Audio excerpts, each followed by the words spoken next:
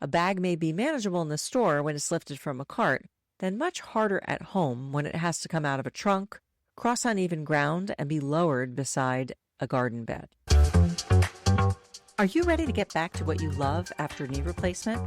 The Total Knee Success Podcast is your trusted guide with practical tips, evidence-based strategies, and no fluff. It's not personal medical advice, just solid education to help you manage pain, regain mobility, and get back to living the life you love. Let's dive in. Welcome back to the Total Knee Success Podcast. I'm Michelle. This is the first episode in a 4-part series called Returning to Meaningful Activities. We're starting with gardening, then we'll move into carrying and playing with grandchildren, returning to the gym, and getting back to golf. Each activity looks different, but all 4 are going to ask your body to combine strength, balance, endurance, bending, and judgment in ways that are easy to underestimate.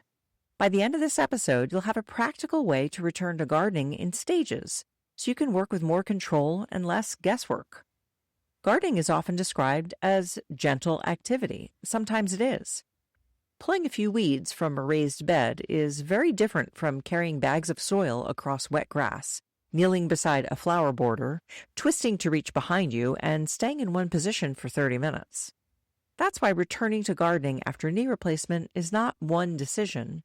It's a series of smaller decisions about position, load, surface, time, and how your knee responds afterward. A useful place to begin is to separate gardening into jobs.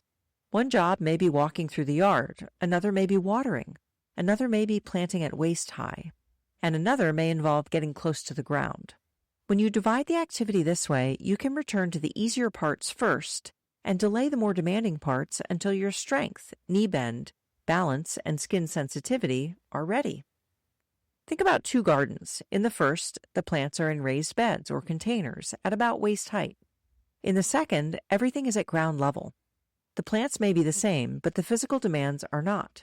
Raised beds reduce how often you need to kneel, squat, or bend deeply. They can also let you work from a standing or seated position. Ground level beds are a little more challenging. They ask for more knee bend, more control getting up and down, and more tolerance for pressure near the front of your knee if you're going to be kneeling. It doesn't mean everyone needs to rebuild their garden. It means the setup can be adjusted while your abilities are changing. A potting table, raised planter, sturdy bench, or stable stool can keep you involved before floor-level work feels practical. That's not avoiding an activity, it's choosing a version that fits your current capacity. Kneeling is usually the part people ask about first. Research shows that difficulty kneeling is common after total knee replacement, even when pain and walking have improved. Some people have enough motion and strength to kneel, but avoid it because the area feels strange, sensitive, numb, or they feel uncertain about it. Others are limited by knee bend, balance, pressure at the front of the knee, or difficulty getting back up. Your implant does not automatically make kneeling unsafe, but your own surgeon may have specific instructions based on your incision, skin, wound healing, surgical approach, or other health factors. Before trying it, the incision should be fully closed, and the skin should tolerate gentle pressure. If you have persistent drainage, redness, warmth, a new wound, or skin that was not ready for pressure, kneeling should wait, and your healthcare team should be contacted. When kneeling is allowed, it doesn't have to begin on the ground. You might first practice placing your operated knee on a soft bed or padded couch cushion while holding a stable support. That lets you learn what pressure feels like without committing to a floor transfer. A thick foam pad or padded kneeling bench can reduce contact pressure in the garden, but the support must be stable and placed on firm ground.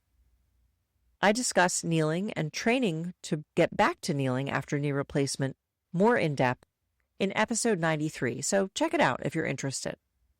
There's also more than one way to work near the ground. Full kneeling is when you have both knees down on the ground. Half kneeling is when you have only one knee down on the ground and one foot forward. A supported squat keeps both feet on the ground while your hips are lower. Sitting on a garden stool brings you closer to the ground without requiring you to bend your knees quite as much. Sitting on a firm cushion or a low bench may work for some people, but the lower the seat, the harder it is to stand.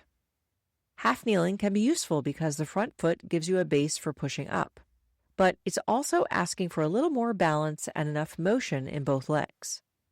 A deep squat may keep pressure off the front of your knee, but it can be pretty demanding with more knee bend required and more leg strength required than kneeling itself.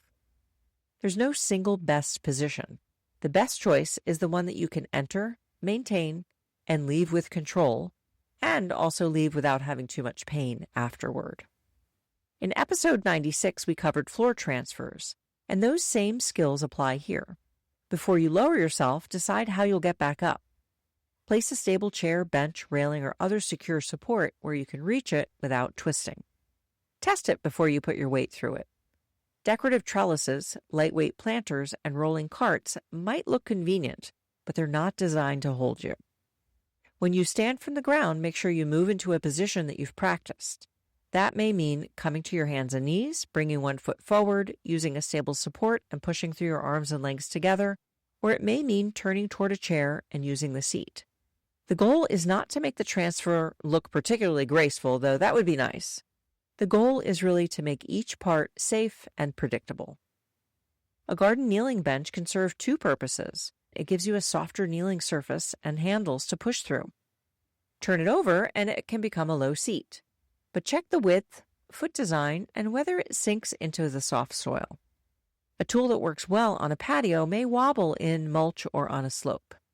Try it first on level dry ground and have someone nearby the first time if your balance is uncertain. Long-handled tools can also reduce repeated bending. A long-handled cultivator, weeder, hoe, or bulb planter lets you reach the soil from a higher position. The advantage is not that bending is bad. Bending is a useful movement.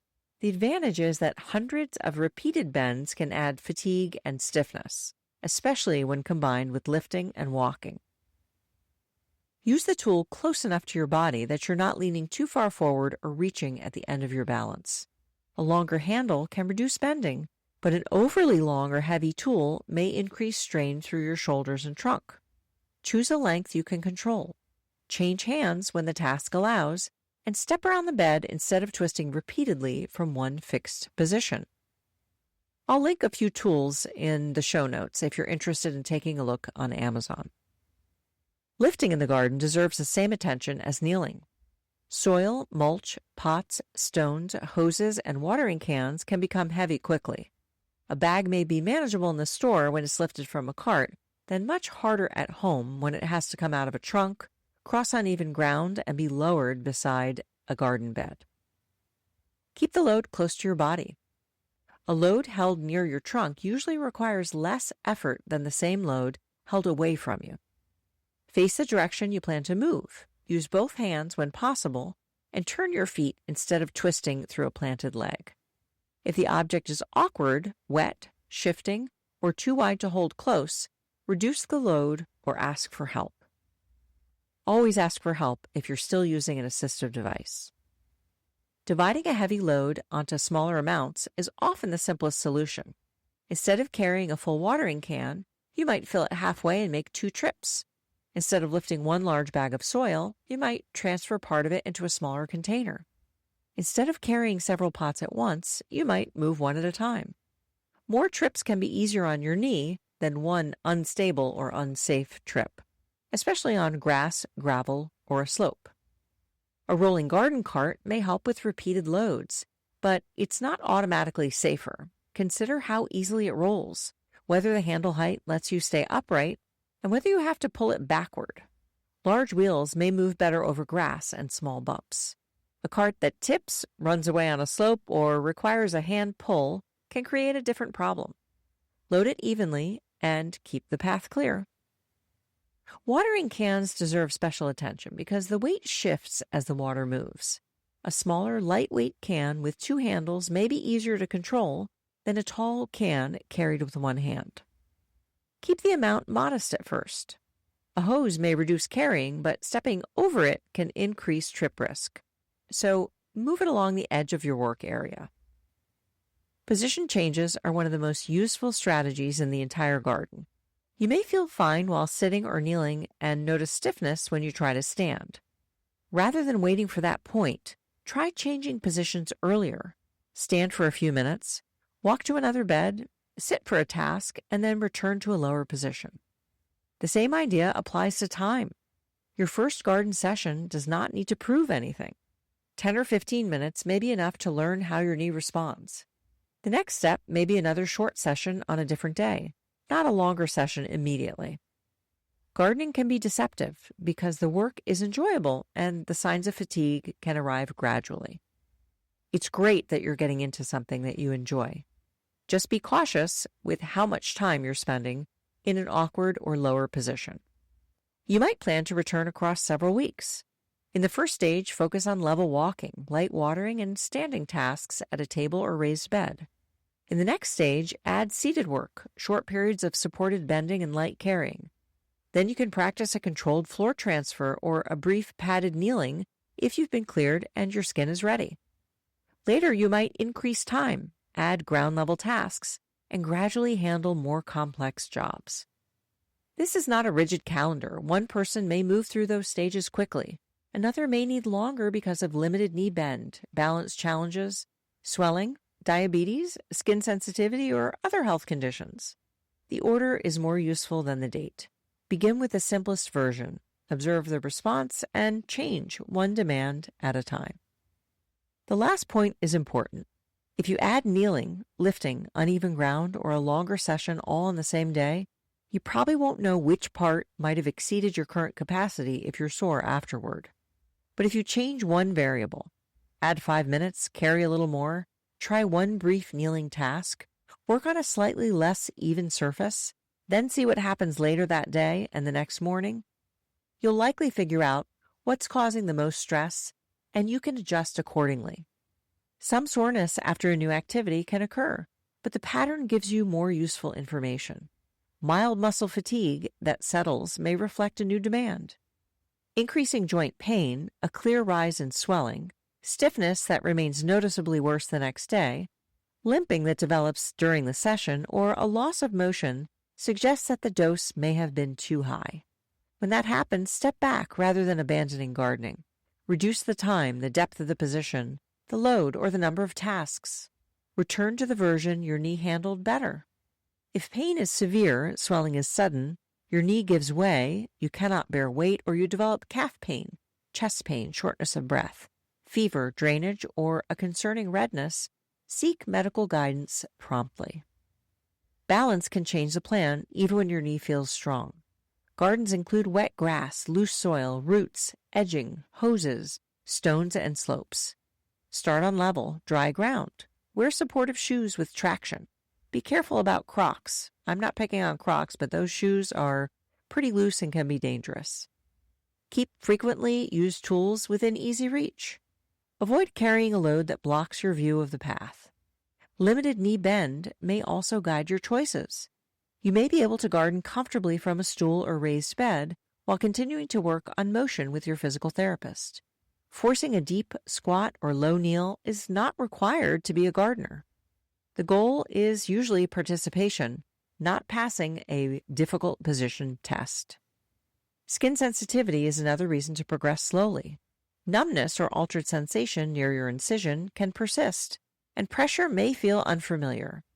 Use padding. Check the skin on your knee after kneeling and avoid rough or hot surfaces. If you cannot accurately feel pressure, inspect the area rather than relying only on sensation. You can also make the garden itself easier to manage. Put the tools you use most in one location. Use lighter containers. Place heavier pots where they don't need to be moved often. Create clear paths. Keep a chair nearby. Plan the task before you begin so you're not repeatedly walking back for supplies. I've linked the optional tools discussed today in the show notes. Some links in today's show notes are affiliate links, which means I may earn a commission if you purchase through them. You can also sign up for the Total Knee Success Insider newsletter. It's totally free and includes practical education, new podcast episodes, and helpful resources.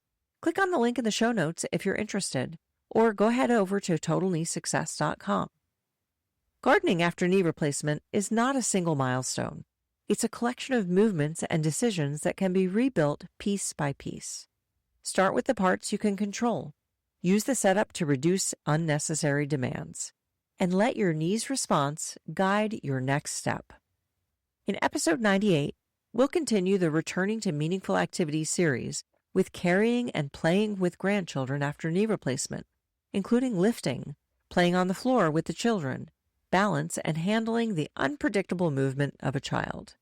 Thanks for joining me. I'm Michelle, and this has been the Total Knee Success Podcast. This podcast is for educational purposes only.